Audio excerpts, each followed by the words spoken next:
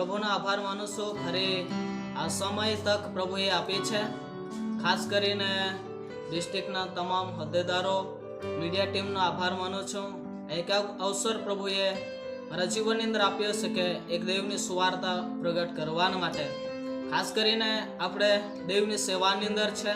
પ્રભુએ આપણને તેડું આપ્યું છે. યશાયાની અંદર એવું કહે છે, હે યાકૂબ, તારું ઉત્પન્ન કરતા પરમેશ્વર. હવે દેવે આપણને બનાવ્યા છે. બાઇબલની અંદર યશાયા 43 ની અંદર એવું કહે છે કે હે ઇઝરાયલ, તારો બનાવનાર યહોવા એવું કહે છે કે તું 20 કેમ કે મેં તારો ઉદ્ધાર કર્યો છે, મેં તારું નામ લઈને તને બોલાવ્યો છે, તું મારો છે. પ્રિયો, દેવે આપણી પસંદગી કરી છે. દેવે આપણને બનાવ્યા છે. દેવે આપણનો ઉદ્ધાર કર્યો છે, તારણ કર્યો છે.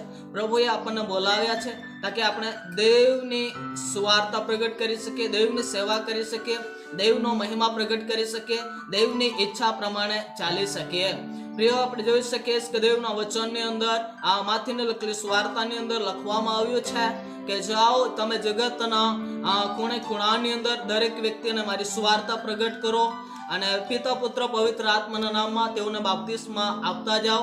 જુઓ, જગતના અંત સુધી હું તમારી સાથે છું. પ્રિયો, દેવે આપેલો વચન પ્રમાણે તે આપણી સાથે છે, આપણી પડખે છે. આપણે તેના બાળકો તરીકે, તેના દીકરા દીકરીઓ તરીકે પ્રભુએ આપણી પસંદગી કરી છે, આપણને તેડું આપ્યું છે. ત્યારે ફરજ બને છે કે આપણે એક દેવના કાર્યની અંદર ઉત્સાહિત બનીએ, દેવના કાર્યની અંદર હિંમતથી આપણે આગળ વધીએ. અને ખાસ પ્રિય બીજી બાબત, માથીને લખેલી સુવાર્તાની અંદર ત્યાં સ્પષ્ટ પ્રમાણે લખવામાં આવ્યું છે. 15મો અધ્યાય અને 13 વચનની અંદર એવું કહે છે કે જેને પ્રભુએ રોપેલા નથી, ત્યાં લખે છે જેને મારા બાપે રોપ્યા નથી તેવાને ઉખેડી નાખવામાં આવશે. હવે જોઈ શકીએ છીએ કે દેવે આપણને રોપેલા છે, દેવે આપણી પસંદગી કરી છે. હવે દેવે આપણી પસંદગી કરી છે ત્યારે આપણે આપણા જીવનની અંદર આપણી જાતને સમર્પિત કરીને દેવની ઈચ્છા પ્રમાણે, દેવની યોજના પ્રમાણે આપણે એક દેવની સેવાની અંદર જોડાઈએ. અને જ્યારે દેવની સેવાની અંદર જોડાઈએ છે ત્યારે જાત જાતના મુસીબતો, સંકટો આવે છે. એની અંદર બાઇબલ કહે છે જ્યારે પાઉલ અને સિલાસના જીવનની અંદર મુશ્કેલી આવી, સમસ્યા આવી, બિના કારણ તેઓને જેલની અંદર નાખવામાં આવ્યા.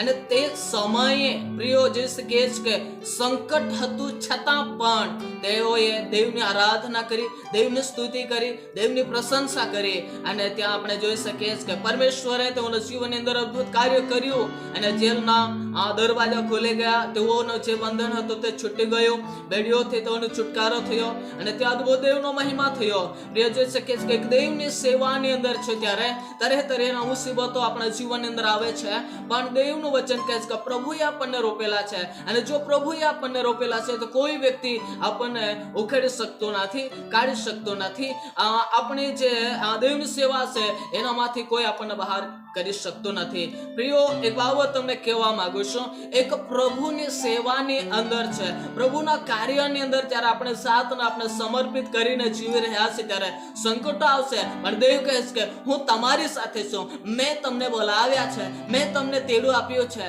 અને તમે જાઓ અને જગતના દરેક લોકો સુધી મારી સુવાર્તાને તમે પ્રગટ કરો તાકી દરેકનો ઉદ્ધાર થાય, દરેકનો તારણ થાય, દરેકનો બચાવ થાય. પ્રિયો, જોઈ શકીએ છે પ્રભુના વચનની અંદર લખે છે, યોહાનની સુવાર્તાની અંદર 15મો અધ્યાય અને 8 ની અંદર એક બાબત લખે તે એ છે કે તમે જે ફળ આપો અને એ દ્વારા મારા પિતાને મહિમા મળે છે.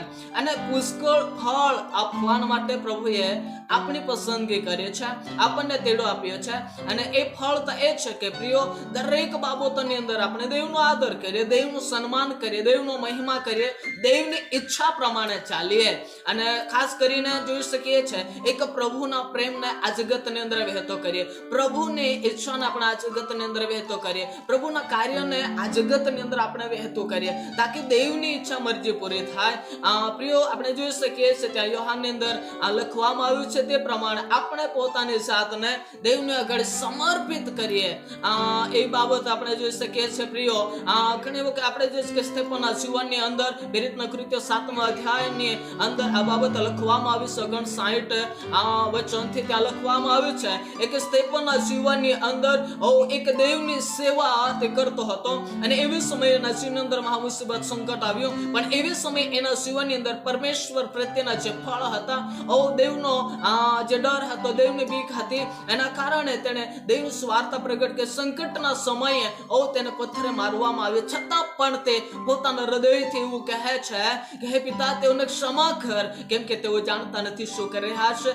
તેઓના માથે આ પાપ નહીં ગણ અને તેઓને ક્ષમા કરે છે. અને એક બાબત કહે છે કે હે દેવ, મારા આત્માને તારી આગળ સમર્પિત કરું છું. પ્રિયો, જોઈ શકીએ છે એવા સંકટના સમયે પણ એના જીવનની અંદર દેવ પ્રત્યેના જે ફળ હતા, દેવ પ્રત્યેની જે ધીરજ હતી, દેવ પ્રત્યેનો જે પ્રેમ હતો, દેવ પ્રત્યેની જે ત્યાં દયા હતી, તે દેખાઈ આવે છે. એના માટે બાઇબલ તમને મને કહે છે કે પ્રભુએ આપણને ઉત્પન્ન કર્યા છે, પ્રભુએ આપણને બનાવ્યા છે, અને તે એવું કહે છે કે જ્યારે સંકટ તારા જીવનની અંદર આવશે ત્યારે તું બેસ નહીં, તું ડરીશ નહીં, કેમ કે હું તારી સાથે છું અને મેં તને રોપ્યો છે અને કોઈ વ્યક્તિ તને ઉખેડી શકતો નથી. પ્રિય, બાઇબલના વચન પ્રમાણે અહીં જોઈ શકીએ છે કે આપણો ઉદ્ધાર કરતા, જેણે આપણા માટે કિંમત ચૂકવે છે, જેણે આપણા માટે મૂલ્ય આપ્યું છે, લખવામાં આવ્યું છે કરંથીના પત્રની અંદર, જુઓ મેં તમારા માટે મૂલ્ય આપ્યું છે, કિંમત આપ્યું છે,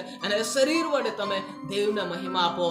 હા પ્રિયો, આપણે જોઈ શકીએ છીએ કે દેવનો વચન કહે છે દેવે આપણા માટે મૂલ્ય ચૂક્યું છે, આપણે પ્રભુના છે અને દિન પ્રતિદિન પ્રભુની ઈચ્છા પ્રમાણે તેના માર્ગની અંદર ચાલીએ, તેને બીક રાખીને ચાલીએ, તેની સેવાની અંદર સમર્પિત થઈએ છે. ત્યારે સંકટ આવશે, પણ દેવ કહે છે એ સંકટની અંદર તું ડરીશ ને, તું બીસ ને, કેમ કે હું તારી સાથે છું, હું તારી મદદ કરીશ, હું તારી પડખે રહીશ, તારા જીવનની હરેક જરૂરિયાતોને પૂરી કરીશ. હવે જોઈ શકીએ છીએ કે પ્રિયો, એક દેવની સેવાની અંદર આપણે આવીએ છીએ ત્યારે તरहेના મુસીબતોનો સામનો કરવો પડે છે, તંગીનો સામનો કરવો પડે છે, તકલીફોનો સામનો કરવો પડે છે. કઈ વખત નાણાં ખૂટી જાય છે, કઈ વખત આપણી પાસે ગાડીની અંદર પેટ્રોલ પૂરું થઈ જાય છે, એવા સમયે પણ આપણે હતાશ થઈ જશે, મારી પાસે કશું નથી, હવે શું કરો, મારે દેવની સેવા કરવા માટે જવાનું છે. પણ જ્યારે એવી સમયની અંદર આપણે દેવને પોકાર કહીશું, દેવ કહે છે આવા સંકટના સમયે હું તમારી સાથે છું, હું તમારી પડખે છું, તાકી તમે ડરો નહીં. કે મુસીબતના સમયે હું તમારી સાથે છું. દેવ એ બાબત તમને મને કહેવા માંગે છે કે આપણો બનાવનાર પરમેશ્વર, જેણે આપણી પસંદગી કરી છે, જેણે આપણને રોપ્યા છે, પ્રિયો, એ દેવ આપણી સાથે છે. તેની સેવાની અંદર, તેના મહિમાની અંદર, તેની આરાધનાની અંદર, તેના માર્ગની અંદર ચાલતા, રાત હોય દિવસ હોય, દરેક સમયે દેવ આપણી સાથે છે. અને તે એવું કહે છે કે હું તારી સાથે રહીને હું તારી મદદ કરીશ, હું તારી સહાયતા કરીશ, હું તારું રક્ષણ પૂરું પાડીશ અને હું તને આશીર્વાદિત કરીશ, તારા જીવનની હરેક જરૂરિયાતોને હું પૂરી કરીશ. પ્રિય, જોઈ શકીશ કે દેવે આપેલા વચન પ્રમાણે દેવ કદી તે જૂઠું બોલતો નથી. તેણે જે વાયદો કર્યો છે તે વાયદા પ્રમાણે તે ચોક્કસ વાયદાઓને પૂરો કરનાર તે પરમેશ્વર છે. પણ એક બાબત આ સવાર પ્રભુ કહે છે કે આપણે આપણા જીવનની અંદર પ્રભુએ તમને મને આપેલા વચન પર આપણે કેટલા દ્રઢ રહીએ છીએ, આપણે કેટલા સ્થિર રહીએ છીએ, આપણે કેટલા મજબૂત રહીએ છીએ, એ બાબતને ધ્યાન આપવાની જરૂર છે.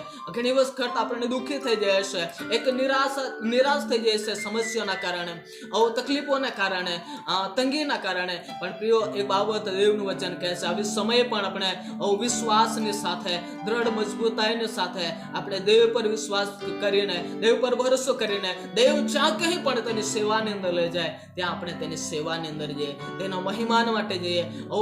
બાઇબલ એવું કહે છે જગતના અંત સુધી જુઓ હું તમારી સાથે છું અને તમે ડરો નહીં, તમે બીહો નહીં, કેમ કે હું તમારા જીવનની હરેક જરૂરિયાતોને પૂરી કરીશ. તો પ્રિયો, જોઈ શકીએ છીએ બાઇબલ અહીંયા એવું કહે છે કે દેવ આપણી પડખે રહેવાનો વાયદો આપ્યો છે. પણ બાબત એ છે કે આપણા જીવન આપણે સમર્પિત કરીએ, દેવ જ્યાં કંઈ પણ આપણને લઈ જાય ત્યાં આપણે જઈએ, તાકી દેવની ઈચ્છા આપણા જીવનની અંદર પૂરી થાય, તાકી દેવે આપણને જે હેતુના માટે તેડું આપ્યું છે એની અંદર આપણે સફળ થઈએ, આશીર્વાદિત થઈએ અને જીવનના હર ભાગની અંદર આપણે વિજયવંત જીવન જીવી શકીએ. આ વચનો થકી પ્રભુ તમને આશીર્વાદિત કરે, આવો પ્રાર્થના કરીએ. સર્વ સામર્થ્યશ્વર પિતા, આભાર માનીએ છે, તમારી સ્તુતિ કરીએ છે. તમે અમને વચન આપ્યું છે પ્રભુ, જેને તમે રોપ્યા નથી તેને ઉખેડી નાખવામાં આવે છે. પણ દેવ, તમારું વચન એવું કહે છે, મેં તમને બનાવ્યા છે, મેં તમને પસંદ કર્યા છે, મેં તમને નામ લઈને બોલાવ્યા છે, તું મારો છે અને મારી સેવાની અંદર દાખલ કરી. પ્રભુ, તમારી સેવા માટે પવિત્ર પ્રભુ તમે પસંદ કર્યા છે તેડું આપીશ. ત્યારે જીવનના હર ભાગની અંદર, હર સમય, હર પલે પ્રભુ તમે સહાયતા કરો, મદદ કરો. દરેકને પ્રભુ એક તમારી સેવા કરવા માટે પ્રભુ તમે કૃપા પૂરી પાડો. દરેકને પડખે રહીને પ્રભુ તમે જીવનની હરેક જરૂરિયાતોને તમે પૂરી કરો. પ્રાર્થના સાંભળી આભાર ઈશ્વર મારા પ્રભુના નામમાં માગીએ છે.